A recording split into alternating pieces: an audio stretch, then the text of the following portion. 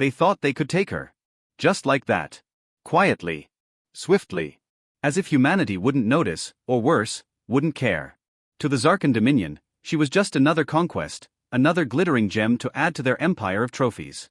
They had stolen species before, plundered planets, bent thousands of civilizations into subservience. But this time, they made a mistake. They took Ariel Reyes, and the galaxy learned what happens when you provoke the last species still capable of true wrath. Ariel wasn't a general. She wasn't a politician or even a soldier. She was a linguist. A cultural archivist working under the United Terran Council, stationed on the remote moon of Lysara 4, cataloging lost languages from the ruins of a long-dead alien civilization. She preferred silence to noise, books to blasters, and tea over turmoil. But she was also Earthborn, and in her veins flowed the quiet stubbornness of a species that had clawed its way through extinction-level winters, world wars, and pandemics. To her, knowledge was sacred. To the Zarkans, it was irrelevant. On the third day of the Lysaran eclipse, their warship breached the moon's fragile orbit. No warning.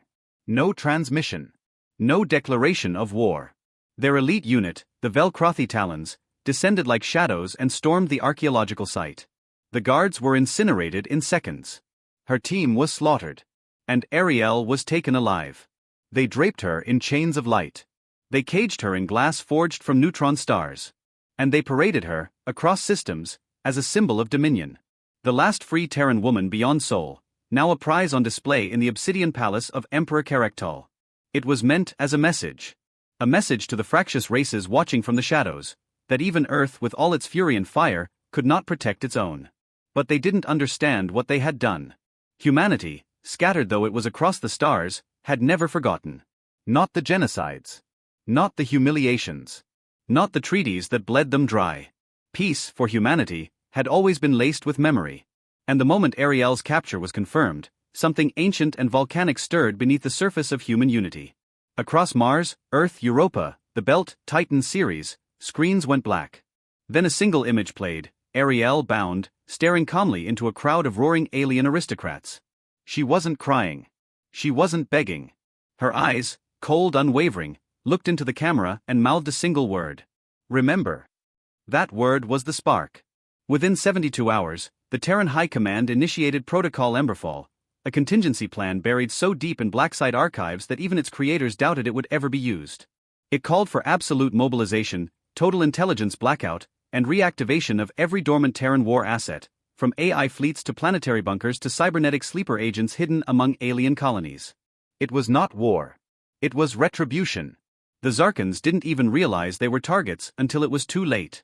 First came the disappearance of 3 Dominion governors. Then the silencing of a Zarkan listening post on Virex 9. Then the complete loss of orbital control around the trade planet Grashur, where surveillance captured a strange anomaly, a ghost fleet, silent, unmarked, powered down, slipping into orbit and vanishing again within moments. By the time the Dominion reacted, 37 key outposts had already been vaporized by precision kinetic strikes.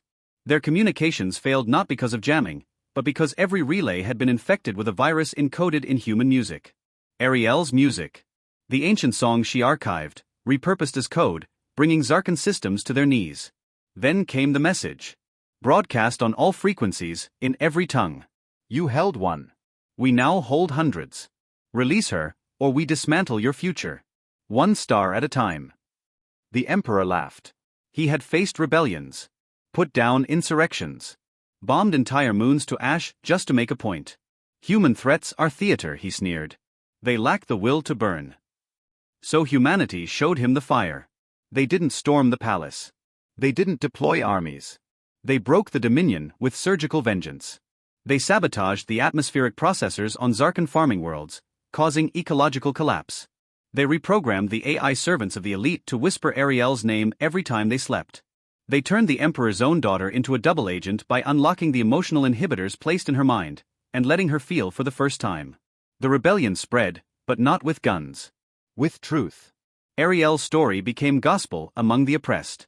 Her defiance, her unbroken will, her whispered word, remember, was painted across Dominion streets. Entire alien populations began to chant her name during work shifts. Even the Zarkan lower castes, who had never dared to speak above a whisper, began to scream. And still, Ariel remained a prisoner. Until the final strike. Operation Last Verse. Terran agents disguised as entertainers gained access to the Emperor's birthday gala. The galaxy's elite were there, blind with wine and arrogance. Ariel was displayed in a gravity cage, mute, cold, still. The Terran agent walked up to her, disguised as a bard, and played a melody on a bone flute crafted from human coral. One note. Then two. Then seven. The cage cracked. Ariel stood. And sang. It was not a song of sorrow. It was not even a song of rage. It was a song of remembrance. A cultural memory encoded into every human child, passed down through lullabies and legends.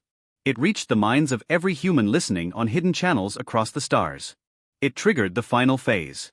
In synchrony, 314 Terran stealth ships uncloaked in the Zarkan core.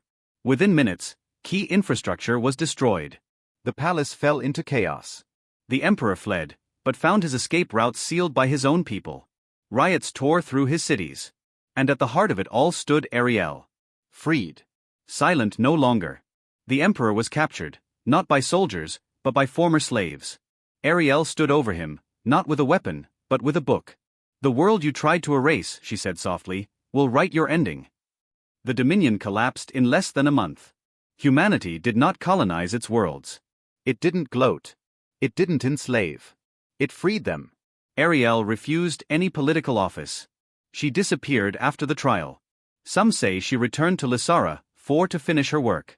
Others say she became one of the faceless agents of the new Terran Accord, working silently to preserve cultures across the galaxy. But across the stars, everyone remembered. The woman they paraded as a trophy turned into a myth. A symbol. A memory that pulsed in every revolution, every song of resistance. Her face was carved into moons.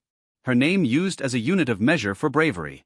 Her legacy taught in alien classrooms as the moment humanity stopped whispering and roared.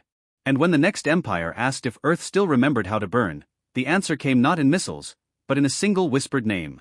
Ariel.